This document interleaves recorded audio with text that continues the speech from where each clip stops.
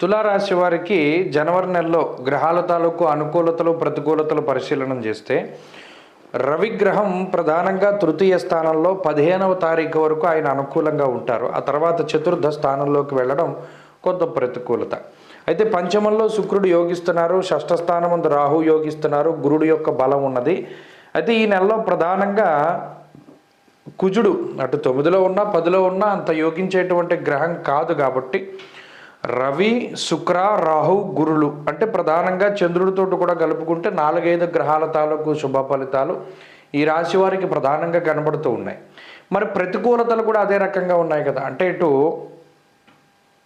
అర్ధాష్టమ రవి యొక్క స్థితి, బుధుడు యోగించడంలా, కుజుడు యోగించడంలా, శనేశ్వరుడు యోగించడంలా, ఇలా గ్రహాలు కొంత. అయితే ఈ యోగించకపోవడం అనేటువంటిది ఏంటి అంటే వాళ్ళు అటు అనుకూలతని ఇవ్వట్లేదు, అలానే ఇంత ప్రతికూలమైన ఫలితాలు కూడా ఇవ్వరు. అంటే వాళ్ళు దోషభూయిష్టమైనటువంటి స్థానాల్లో లేరు వారు.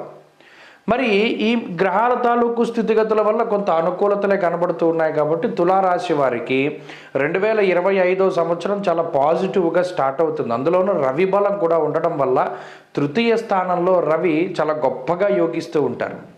అందువల్ల చాలా పాజిటివ్గా స్టార్ట్ అవుతుంది. అంటే ఆర్థిక ఆరోగ్య పరిస్థితులు అన్నీ కూడా చాలా బాగుంటాయి, కుటుంబ పరిస్థితులు చాలా బాగుంటాయి, ఉద్యోగ వ్యాపార రంగాలు బాగుంటాయి. ఇలా ఏదైనా ఒక పాజిటివిటీ తోటి ఈ సంవత్సరం ప్రారంభమవుతుంది. అలాగే 15వ తారీఖు దాటిన తర్వాత తృతీయం నుండి రవి చతుర్థంలోకి వెళతారు. కాబట్టి అక్కడికి వచ్చేసరికి అర్ధాష్టమ రవి యొక్క దోషం ఉండడం వల్ల మరలా కొంత కుటుంబానికి దూరంగా వెళ్ళడం. అయితే ఇది 2 రకాలుగా అర్థం చేసుకోవచ్చు. ఒకటేంటి అంటే పండగకి ఎక్కడి నుండైనా కుటుంబంతో కలిసి ఉండి మరలా పండగ అయిపోయిన తర్వాత కూడా కొంతమంది వెళ్ళిపోతూ ఉంటారు. అందువల్ల కూడా కుటుంబానికి దూరంగా వెళతారనేటువంటి విషయాన్ని మనం దృష్టిలో పెట్టుకోవచ్చు. ఆ రకంగా కూడా కుటుంబానికి దూరంగా వెళ్ళడం అన్వయం అవుతుంది. కాబట్టి అదేం పెద్ద బాధాకరమైనటువంటి విషయం కాదు. అయితే ప్రధానంగా ఏంటి అంటే ఈ మాసంలో కుజుడు దశమ కేంద్రంలోంచి మారి ఆ కంటక స్థానాన్ని వదిలిపెట్టి భాగ్యంలోకి వెళతారు. దీనివల్ల వృత్తి ఉద్యోగాదుల్లో మార్పులు సంభవిస్తాయి. అంటే ఎలాంటి మార్పులు అంటే టైమింగ్స్ విషయంలో కానీ, ఇప్పటివరకు ఏదైనా షిఫ్ట్ల వారీగా పనిచేస్తూ ఉంటే దానిలో మార్పులు రావడం, ఆ టైమింగ్స్లో మార్పులు రావడం, అంతేకాకుండా కొంచెం పొజిషన్స్లో కూడా మార్పులు రావడం. ఇప్పటివరకు కొంత తక్కువ స్థాయిలో ఉంటే కొంత ఉన్నతమైనటువంటి స్థాయిలో ఉండడం, లేదా ఏదైనా ఉన్నతమైనటువంటి చోట ఉద్యోగం లభించడం, ఇలా ఏదైనా ఒక గ్రోత్కి సంబంధించినటువంటి అంశాలు మాత్రం ప్రధానంగా కనబడుతూ ఉన్నాయి. అంటే ఇటు ఆర్థిక ప్రగతి, ఆరోగ్య ప్రగతి, కుటుంబ ప్రగతి, అలాగే ఉద్యోగ వ్యాపారాల పరంగా కూడా కొంత చాలా అనుకూలమైనటువంటి గ్రహస్థితి ఉన్నది. కాబట్టి తులారాశి వారికి ఈ జనవరి నెల చాలా పాజిటివ్గా ఉంటుంది, పాజిటివ్గా ముందుకు సాగుతుంది.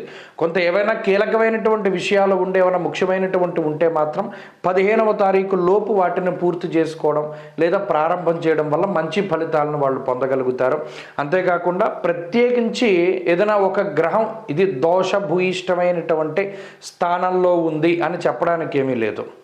చక్కగా గ్రహాలన్నీ కూడా అనుకూలమైన స్థానాల్లోనే ఉన్నాయి, మిశ్రమమైనటువంటి స్థానాల్లో ఉన్నాయి. కాబట్టి గ్రహ బలాన్ని పెంపొందించుకోవడానికై ప్రత్యేకించి ఈ మాసంలో చేయవలసింది ఏంటయ్యా అంటే ఎక్కువగా గురువు యొక్క ఆరాధన. అంటే వీలుంటే ఒక సప్తాహం గురుచరిత్ర పారాయణ చేయండి.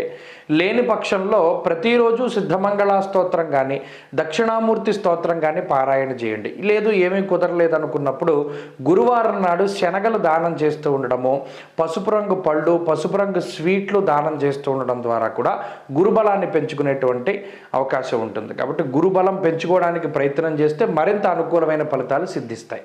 స్వస్తి.